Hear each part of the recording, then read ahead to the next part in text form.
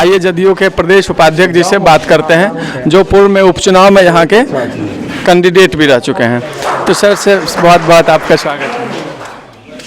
हम आपसे ये जानना चाहते हैं कि सर, जदयू का किया हुआ जितना कार्य था, आपने बहुत अच्छे अच्छे कार्य वहाँ गिना रहे थे अभी, लेकिन इसके बावजूद भी जनता आपको नकार देती है, इस पर क्या कहना है?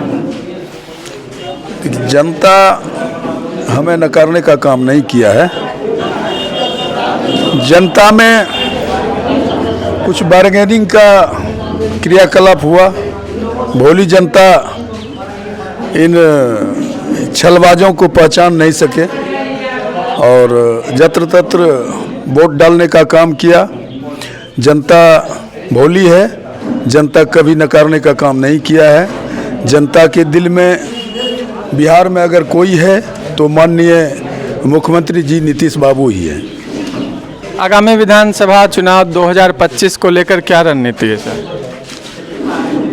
देखिए, आगामी 2025 के चुनाव के लिए ऐसे तो कहा जाए कि बिहार में बहुत कुछ ज़्यादा करने की ज़रूरत नहीं है। जो कुछ हो रहा है सिर्फ आम जनों तक इसकी चर्चा करने की ज़रूरत है। वही नीतीश जी के लिए काफ़ी है, क्योंकि उन्होंने जितना काम किया है बिहार में, गिनाते तो बहुत समय लगेगा। सिर्फ उस काम के लिए, उस काम को लेके जन जन तक जानकारी दे देना कि यह काम जो आपका हुआ है किनके द्वारा हुआ है, इतना ही काम है। इतना केवल सबको समझ में आ जाए कि जो भी कुछ है बिहार में माननीय मुख्यमंत्री जी के द्वारा ही है, यही काफ़ी है। और 2025 लगता है हम जितने भी माननीय मुख्यमंत्री जी के सिपाही हैं बिहार में, सोच बना रखे हैं कि अपने दम पर बिहार में सरकार बनाने का काम करेंगे और फिर विकास बिहार का उसी तरह होते रहेगा जिस तरह ये 18-19 साल के कार्यकाल में उन्होंने किया है। जनसुराज एक नया पार्टी बना है सर, उसको कैसे चुनौती मानते हैं? आप तो कह रहे हैं सरकार बनाएंगे, वो उधर कह रहे हैं सरकार बनाएंगे। देखिए, जनसुराज के जो मुखिया हैं पीके जी, उनके बारे में अगर पूछना चाहते हैं तो मैं कहूँगा, भले राजनीति में वो किन्हीं को बनाने के लिए बार बार कहते हैं मैं मुख्यमंत्री बनाने का भी काम किया हूँ, चाहे बंगाल का हो, बिहार का मैंने प्रधानमंत्री को बनाने में भी सहयोग किया है। सहयोग करना किसी का अलग चीज़ है, लेकिन अपने बनना, उसके लिए साफ सुथरा विचार, एक सुनिश्चित नीति होना चाहिए, धारणा होना चाहिए, वही कहीं का मुखिया बन सकते हैं। बनाने के लिए, एक मुखिया को बनाने के लिए बहुत सारे लोग रहते हैं, लेकिन मुखिया एक ही होते हैं। तो इस परिस्थिति में पीके जी बिहार में कार्यकर्ता बनाने का काम किए हैं, यह धरातल पर दिखाई दे रहा है।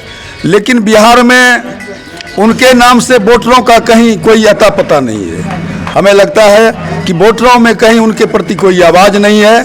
भले कार्यकर्ता उन्होंने आनन फानन में खर्च करके लोगों को तनख्वाह देके कार्यकर्ता स्थापित किए हैं, लेकिन आम जनों में पीके जी के प्रति कोई चर्चा नहीं है। 4 सीट पर उपचुनाव लड़ रहे हैं, एक भी सीट आएगा क्या? किनके लिए? पीके जी के लिए।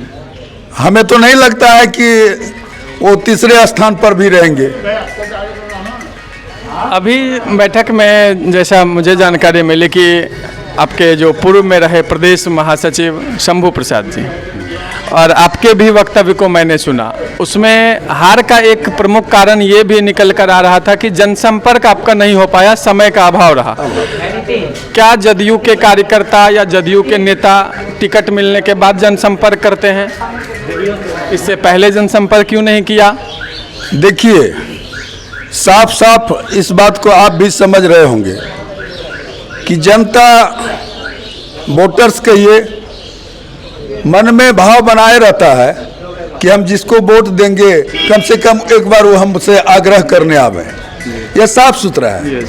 तो इसमें मैं यह नहीं कहना चाहता हूँ कि पहले से हमें लोग नहीं जान रहा है, पहले से मैं क्षेत्र में नहीं था, लेकिन चुनाव के समय में इतना कम समय था मेरे लिए और लोगों के नज़र में मेरी अनुपस्थिति के रूप में हुआ। आगामी 2025 के चुनाव में फिर से कैंडिडेट के तौर पर कलाधर मंडल जी को क्या रुपौली विधानसभा की जनता देखेगी?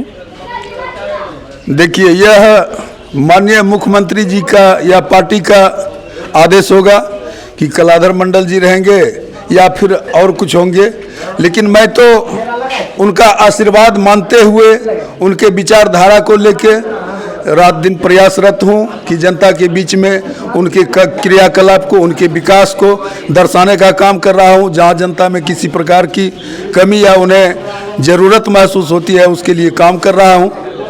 मैं तो इतना ही जिम्मेदार हूँ।